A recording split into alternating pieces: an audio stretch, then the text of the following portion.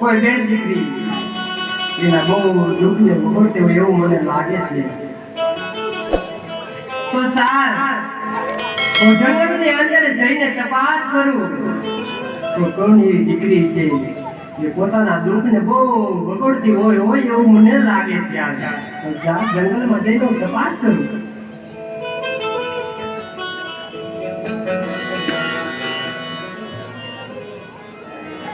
અરે મારી બેન, આવા જંગલની અંદર આજ નથી પશુ પક્ષીનો અવાજ આવતો હે. આવા જંગલની અંદર તમે એકલા શા માટે રુદન કરો છો મારી બેન?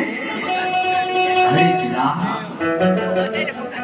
આજ એક રક્ષાબંધનનો તહેવાર છે પિતા.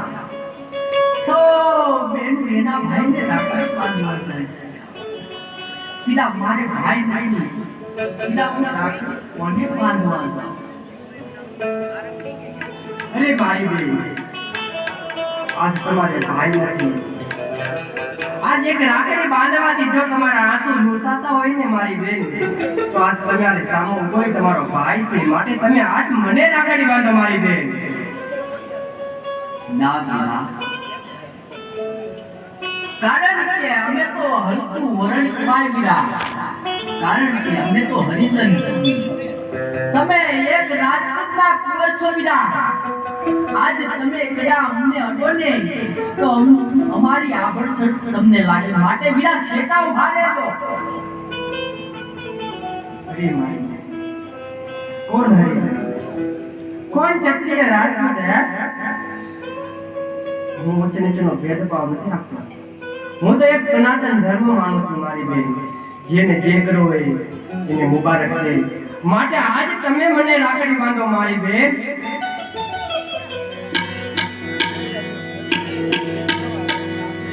આવી રીતે રામદેવજી મહારાજ અહીંથી સત્ય સનાતન ધર્મ પાળે છે કે કોઈ હરિજન હોય, ભેદ હોય, વૈયા હોય, સખી હોય તોય ભલે, દરબાર હોય તોય ભલે, મોડી હોય તોય ભલે, ભરવાડ હોય તોય ભલે, એના માટે 18 વરણ એક છે. રામદેવજી મહારાજને જો માનતા હોય તો એને કોઈ વરણ કાંઈ વસ્તુ આડી આવતી નથી. રામદેવજી મહારાજ આપણી સત્ય સનાતન ધર્મ બહાર પાડે છે. શું કહે છે?